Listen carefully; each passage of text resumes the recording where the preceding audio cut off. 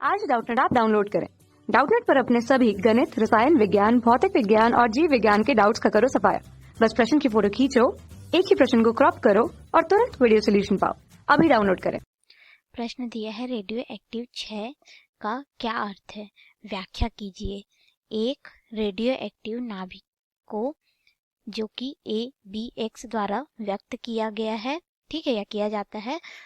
पहले में अल्फा कण का क्षय होगा, फिर दूसरे में बीटा कण का, और गामा किरण के उत्सर्जन के पश्चात नए नाभिक को किस प्रकार व्यक्त किया जाएगा।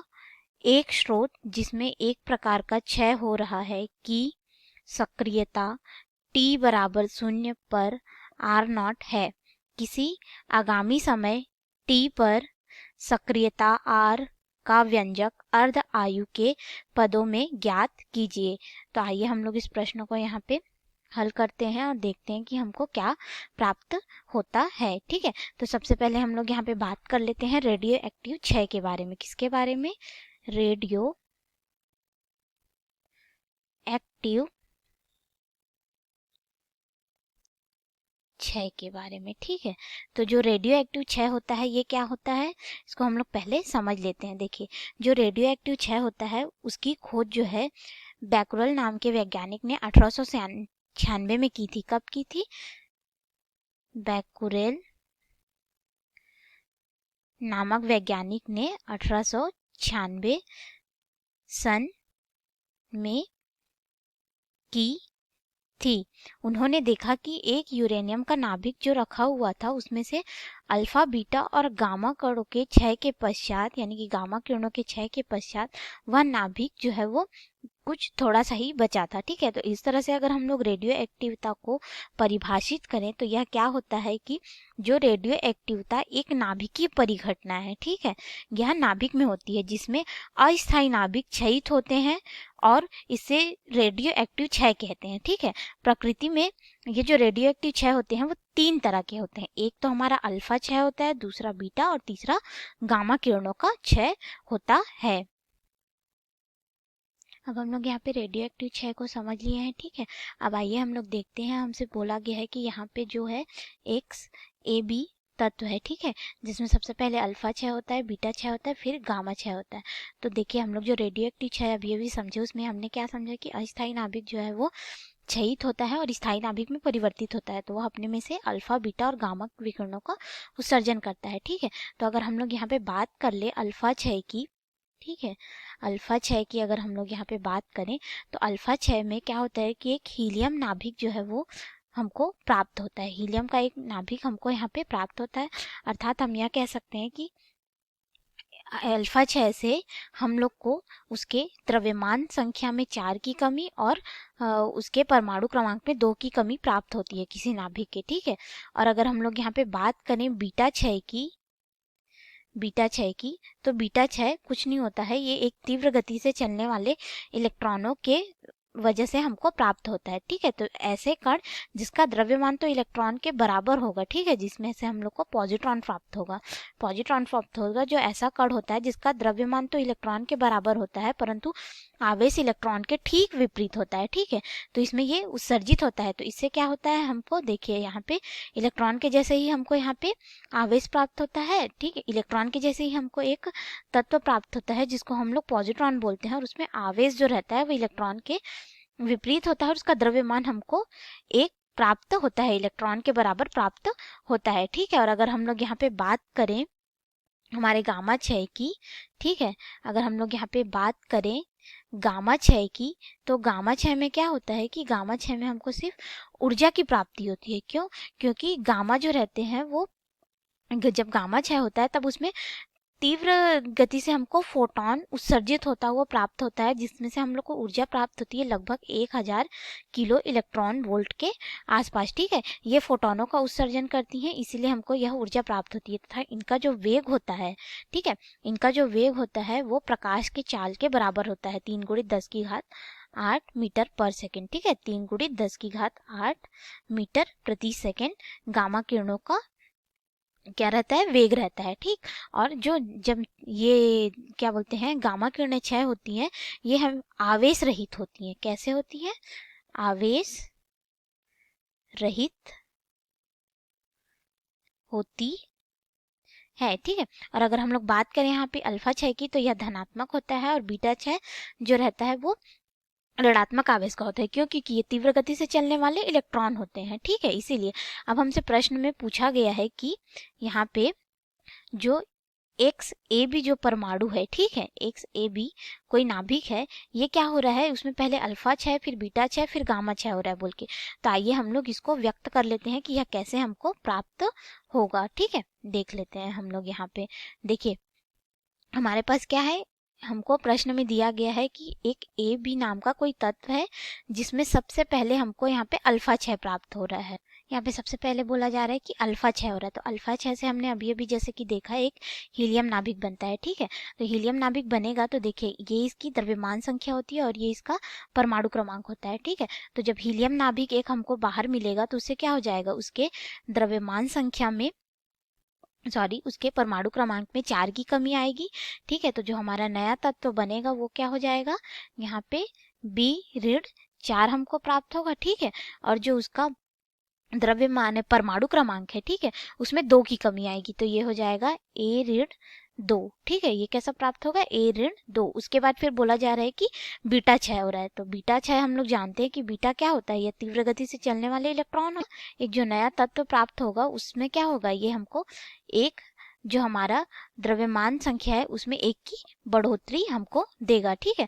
तो ये हमारा हो जाएगा B-4, ठीक है। और ये हमारा हो जाएगा A-3, क्योंकि इसमें 1 इलेक्ट्रॉन के बराबर आवेश होता है, तो ये हमारा हो जाएगा A-3, ठीक है। और हमको ये भी पता है कि बीटा क्षय से हमको उस जो परमाणु रहता है उसका हमको समस्थानिक प्राप्त होता है। उसके बाद फिर बोला जा रहा है कि यहाँ पे एक गामा का क्षय हो रहा है, ठीक है। तो हम लोगों ने अभी अभी देखा कि जो गामा था वो सिर्फ फोटोन उत्सर्जित कर रहा था, यानी कि हमको सिर्फ ऊर्जा की प्राप्ति हो रही थी। तो हमारा ये जो नया तत्व बनेगा, ठीक है, वो कुछ इस तरह से हो जाएगा XB-4 और ये हो जाएगा A-3 और हमको लगभग यहाँ पे 100 किलो इलेक्ट्रॉन वोल्ट के आसपास ऊर्जा प्राप्त होगी, क्योंकि यहाँ पे जो गामा का क्षय हो रहा है, ठीक है। तो हमारा ये हो जाएगा समीकरण, ठीक है, किसके लिए, जो हम लोग को यहाँ पे दिया गया था तत्व, उसके लिए। अब आइए हम लोग देख लेते हैं हमको प्रश्न में और क्या बोला गया। हमको प्रश्न में बोला जा रहा है कि उत्सर्जन के पश्चात व्यक्त कीजिए, ठीक है, हम लोगों ने उसको तो व्यक्त कर दिया। फिर बोल रहा है कि एक स्रोत है, ठीक है, जिसमें एक प्रकार का क्षय हो रहा है कि सक्रियता पर t=0 पर R0 किसी आगामी समय t पर सक्रियता R का व्यंजक अर्ध आयुकाल के पदों में ज्ञात कीजिए। तो आइए हम लोग इसको कर लेते हैं यहाँ पे, ठीक है। तो हम लोग जानते हैं कि जो नाभिक का क्षय होता है वो हमको कैसे प्राप्त होता है। देखिए कोई n संख्या का नाभिक है, ठीक है, वो क्षय होने के बाद क्या हो जाता है, डेल n बच जाता है, यानी उसमें डेल n मात्रा जो है वो क्षयित हो जाती है। और डेल एन मात्रा क्षयित होती है तो कब क्षयित होती है, हम लोग उसको डेल टी समय में क्षयित हुई है बोलेंगे, या फिर हम यहाँ पे इसको दूसरे शब्दों में व्यक्त करें तो ये हो जाएगा किसी रेडियो एक्टिव नमूने में अल्फा बीटा अथवा गामा क्षय हो रहा है तो यह पाया जाता है कि जो एकांक समय में क्षयित होने वाला नाभिकों की संख्या नमूने में विद्यमान कुल नाभिकों की संख्या के अनुक्रमानुपाती हो जाता है। मतलब कि हमको ये जो बोल रहा है उसको हम लोग इस तरह से सूत्र के रूप में दर्शा सकते हैं, जो नाभिक क्षयित हो रहा है एकांक समय में वो अनुक्रमानुपाती होता है कुल नाभिकों की संख्या के, ठीक है। तो जैसे ही हम लोग ये अनुक्रमानुपाती चिन्ह हटाएंगे तो ये हमको मिलेगा डेल एन बटा डेल टी बराबर लैम्डा एन, ठीक है। और ये हमको ऋणात्मक में प्राप्त होगा, ठीक है। ये ऋणात्मक में हमको तब मिलेगा, अच्छा चलिए इसको हम लोग ऐसे समझ लेते हैं। अभी देखिए ये क्या हो रहा है, हमको जब हम लोग अनुक्रमानुपाती चिन्ह को हटा रहे हैं तो ये हमको लैम्डा एन प्राप्त हो रहा है, ठीक है। तो ये जो लैम्डा है ये क्या हो रहा है, यहाँ पे विघटन स्थिरांक है, विघटन स्थिरांक है, ठीक है, जिसको हम लोग क्षय स्थिरांक भी कहते हैं। ये हमको क्या प्राप्त हुआ, विघटन स्थिरांक। अब अगर हम लोग यहाँ पे बात करें कि कोई n संख्या वाला नाभिक है, ठीक है, उसमें से क्या हो रहा है कि जो थोड़ा सा बस सिर्फ एकदम कम मात्रा में क्षयित हो रहा है, ठीक है, उसकी नाभिकों की संख्या किस समय में, बहुत कम समय में, ठीक है, बहुत ही कम समय में। तो उस समय अगर हम लोग ये जो हमारा डेल टी है, इस डेल टी को हम लोग क्या कर दें, 0 के बराबर कर दें, किसके बराबर कर दें, शून्य के बराबर कर दें, तो हमको जो क्षयित होने वाले नाभिकों की संख्या मिलेगी जिस दर पे, वो हो जाएगा dN/dt बराबर ऋण लैम्डा n। ठीक है, यहाँ पे ये ऋणात्मक चिन्ह प्राप्त हुआ हमको। क्यों ऋणात्मक चिन्ह प्राप्त हुआ? हम लोगों ने बहुत ही कम समय के लिए इसको देखा। इसमें एक चीज ध्यान रखिएगा कि जो डेल n का मान होता है, ठीक है, डेल n का मान होता है वो कभी भी ऋणात्मक में नहीं होगा, क्योंकि नाभिकों की संख्या कभी भी ऋणात्मक में नहीं होती किसी तत्व के लिए, इसलिए यह ऋणात्मक में नहीं होगा। यह ऋणात्मक सिर्फ विघटन को ही हमको दिखा रहा है, विघटन स्थिरांक को ही दिखा रहा है। और ये जो ऋणात्मक है इसका अर्थात ये होता है कि जो हम लोग का कुल नाभिक है उसमें से कुछ नाभिक की संख्या जो है वो क्षयित हो गई है, इसीलिए हमको यह ऋणात्मक चिन्ह प्राप्त होता है, जिससे यह दर्शाता है कि कुछ नाभिकों की संख्या वहां पे क्षयित हो गई है। ठीक है, अब जब हम लोग इसको आगे हल करेंगे तो देखिए क्या होगा। हम लोग यहाँ पे dn है तो इस n को इसके नीचे ले आते हैं और इस dt को इधर पक्षांतर कर देते हैं, तो ये हमारा हो जाएगा dN/n बराबर, ये हो जाएगा हमारा ऋण लैम्डा dt। अब जो हम लोग ये समीकरण हमको प्राप्त हुआ है उसको हम लोग दोनों तरफ से समाकलित कर देंगे। हम लोग ऊपर वाले समीकरण को समाकलित करेंगे तो हमको यह कुछ इस तरह से प्राप्त होगा। देखिए समाकलित कर लेते हैं, ये हो जाएगा dN/n, और कहाँ से ये होगा, जो नमूना हमने लिया, ठीक है, और कितना वह नाभिक की संख्या है उसके बराबर, और ये हो जाएगा। देखिए यहाँ पे जो ऋण लैम्डा है ये तो हमारा स्थिरांक है, ऋणात्मक भी स्थिरांक है, तो इसका तो समाकलन होगा नहीं, तो ये हो जाएगा ऋण लैम्डा और समाकलित हो जाएगा t0, जिस समय पे हमने लिया और जिस समय तक हम लोग उसका विघटन देख रहे हैं, ये हो जाएगा dt। ठीक है, तो आइए अब हम लोग इसको समाकलित करते हैं। जब हम लोग इसको समाकलित करेंगे तो हमको यह प्राप्त हो जाएगा। कैसा प्राप्त होगा ये हमको, ये मिलेगा हमको n, ठीक है, और ये हो जाएगा क्योंकि हम लोग dn का n के सापेक्ष कर रहे हैं तो ये हो जाएगा, ये हमको प्राप्त होगा। कैसा प्राप्त होगा ये हमको, ये हमको प्राप्त होगा n, ठीक है, n0 और ये n, इसका जो है वो सीमा लगा देंगे हम लोग। फिर हमको यहाँ पे क्या प्राप्त हो जाएगा, जब हम लोग इसको समाकलित करेंगे तो ये हमको प्राप्त होगा log e, ठीक है, यहाँ पे हो जाएगा ये n, और हम यहाँ पे सीमा भी रख देंगे n0 से लेकर के n तक, और ये हमारा क्या है, ऋण लैम्डा। ठीक है, और ये जो है ये dt का हम लोग यहाँ पे एक स्थिरांक के सापेक्ष में किए तो यहाँ पे हमको क्या प्राप्त होगा, 1। ठीक है, और हम लोग यहाँ पे एक एक करके मान को रख देंगे। तो देखिए अब हमारे पास यहाँ पे ये क्या प्राप्त हो जाएगा, ये हमारा हो जाएगा log e, पहले हम लोग उच्च सीमा रखेंगे फिर निम्न सीमा रखेंगे, तो ये हो जाएगा हमारा n ऋण n0 बराबर, यहाँ पे क्या हो जाएगा, ऋण लैम्डा, यहाँ पे भी हम लोग उच्च सीमा को रखेंगे फिर निम्न सीमा को, तो ये हो जाएगा t ऋण t0। ठीक है, अब हम लोग इसको आगे हल करेंगे तो यह हमको प्राप्त हो जाएगा। देखिए जब लॉगरिथम में, ठीक है, जो दो संख्या ऋणात्मक में रहती है तो वो क्या हो जाती है, एक दूसरे के बटे में हो जाती है, तो ये हमारा हो जाएगा log e, ये हमारा होगा n/n0, इतना हो जाएगा। ठीक है हमारे पास, और ये हमारे पास क्या हो जाएगा, देखिए यहाँ पे हम लोग क्या कर रहे हैं, जब इसको बटे में रखे तभी हम लोगों ने यहाँ पे हमको बोल दिया गया है कि t0 का मान जो है वो शून्य रखना है। क्यों, हमको यहाँ पे प्रश्न में बोला गया ना कि t0 का मान यहाँ पे क्या रखिए, शून्य रखिए। देखिए यहाँ पे प्रश्न में बोला गया है कि t बराबर, अगर t बराबर t0 समय में लिया जाए, t बराबर 0 समय में, तो r0 का मान निकालिए। तो हम लोग क्या करेंगे, उस जो t0 है हमारा, ठीक है, ये जो t0 है, ये t0 बहुत ही कम समय है, इस हमारे अधिकतम समय के सापेक्ष में ये बहुत कम समय है, तो इसका मान क्या हो जाएगा, 0 के बराबर हो जाएगा। हम लोग इसके सापेक्ष में इसको बहुत ही नगण्य समझेंगे, तो हम लोग t0 का यहाँ पे t0 बराबर हम लोग यहाँ पे 0 मान लेते हैं, 0 मान लेते हैं। ठीक है, तो हमारा ये समीकरण क्या हो जाएगा, ऋण लैम्डा गुणित t हो जाएगा। ठीक है, अब देखिए हम लोग यहाँ से क्या करेंगे, इस log e को हम लोग इधर पक्षांतर कर देंगे।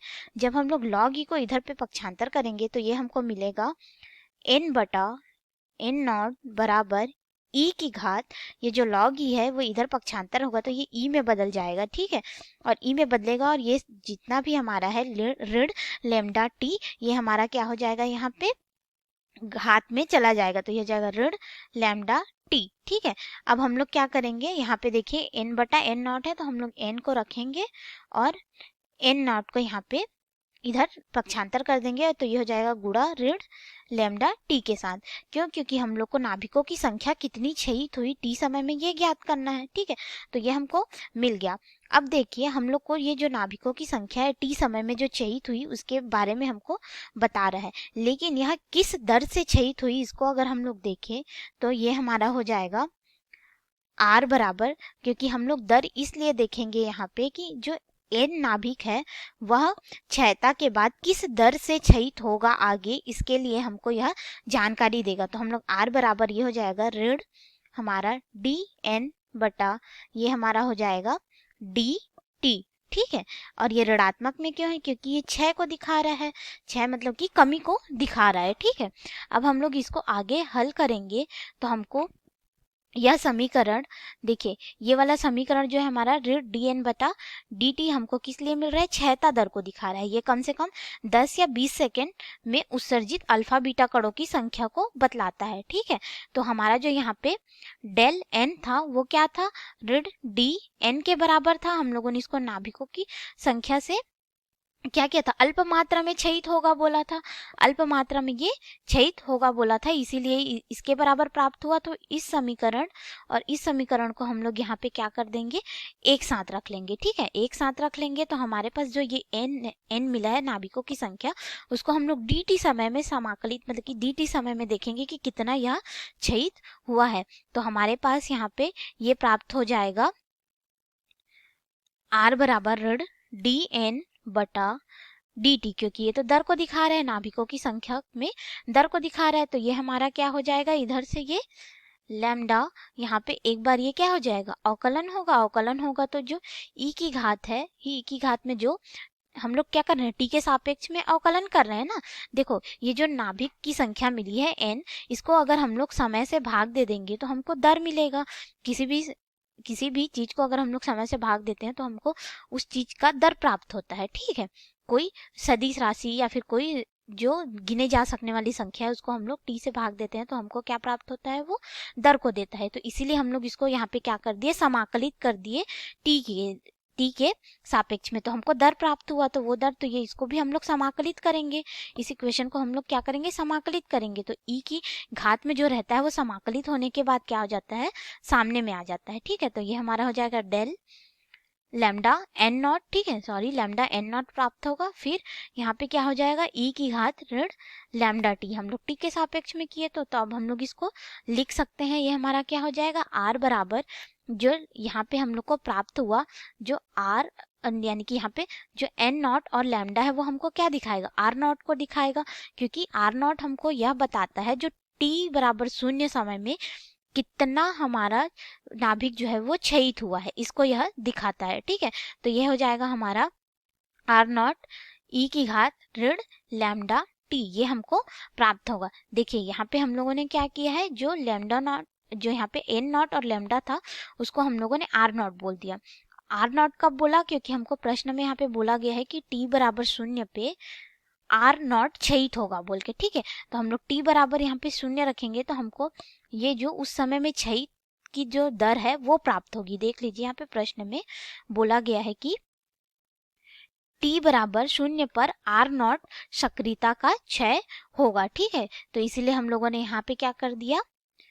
जो टी बराबर 0 हम लोग रखे तो हमको आर नॉट उसकी क्षयता दर प्राप्त हो गई, तो हमको यह समीकरण प्राप्त हुआ। ठीक है, हमको क्या हुआ कि यह वाला समीकरण जो है वो यहाँ पे प्राप्त हुआ। अब हमको बोला जा रहा है कि इसी समीकरण को आप अर्ध आयुकाल के सापेक्ष में समझाइए, तो हम लोग उसको भी समझ लेते हैं। देखिए ये कैसे होगा हमारा। ठीक है, हम लोग इसी समीकरण को लेते हैं और इस समीकरण को थोड़ा सा और हम लोग हल कर लेते हैं। ठीक है, तो हम लोग कैसे हल करेंगे? देखिए यहाँ पे आर बराबर r not e to the power lambda t है, हम लोग क्या करेंगे? आर नॉट बटा आर निकाल लेते हैं हम लोग। तो आर नॉट बटा आर निकालेंगे तो हम लोग क्या करेंगे? इस आर को इधर पक्षांतर करेंगे और ई टू द पावर ऋण लैम्डा टी को हम लोग क्या करेंगे? इधर पक्षांतर कर देंगे।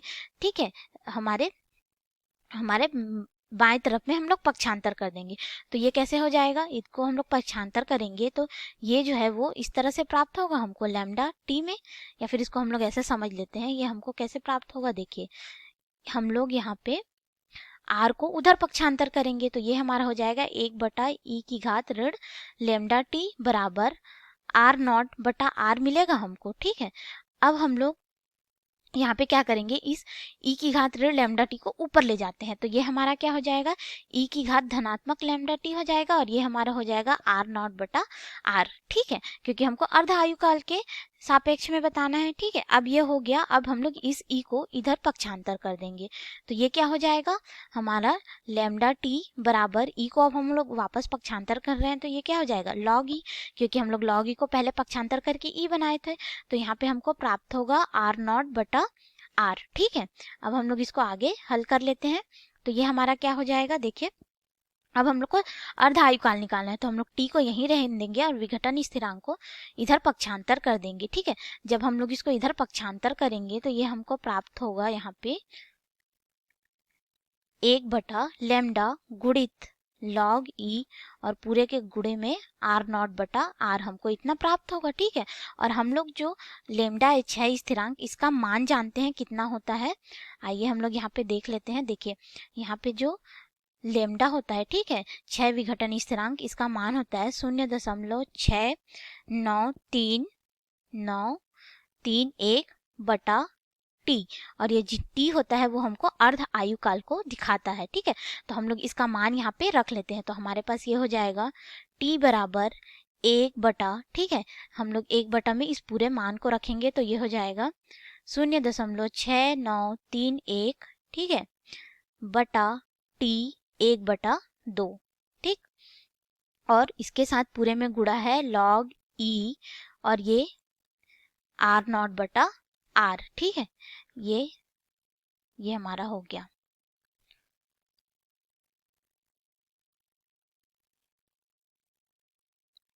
इस मान को हम लोग जानते थे, ठीक है। अब देखिए इस समीकरण को हम लोग और हल कर लेते हैं, तो हमारा ये t हो जाएगा, और ये जो बटे का बटा होता है वो ऊपर चला जाता है, तो ये हो जाएगा t 1/2, और ये हो जाएगा 0.6931 गुणित log e r0/r, ठीक है, हमको इतना प्राप्त होगा। अब हम लोग क्या करेंगे, इस 0.6931 को 1 से भाग दे देते हैं, क्योंकि यहाँ पे 1 का गुणा है, ठीक है। तो ये हो जाएगा t बराबर, जब हम लोग इसको 1 से भाग दे देंगे तो हमको ये प्राप्त होगा 1.442, और ये t तो उसके साथ गुणा में है, तो 1/2, और ये हो जाएगा log e r0/r, ठीक है। ये समीकरण हमको प्राप्त हुआ। देखिए हमको प्रश्न में पूछा भी यही गया था कि जो हम लोग का दिया गया है दर, उसको आप अर्ध आयुकाल के समय में दिखाइए, तो ये हमारा हो गया। इसके लिए उत्तर जो हम लोग का ये हो गया, पूरा समय है वो कितना विघटित होगा, 1.442, अर्ध आयुकाल का 1/2, और ये हो जाएगा log e r0/r, इतना हमको इस समीकरण में प्राप्त होगा। तो ये हमारा उत्तर है। दोस्तों आप लोग को यह समझ में आया होगा। धन्यवाद। कक्षा 6वीं से 12वीं से लेकर नीट, IIT, JEE वो एडवांस के लेवल तक 1 करोड़ से ज्यादा छात्रों का भरोसा। आज ही डाउनलोड करें डाउटनेट ऐप या व्हाट्सएप करें अपने सारे डाउट्स 8400 400 400 पर।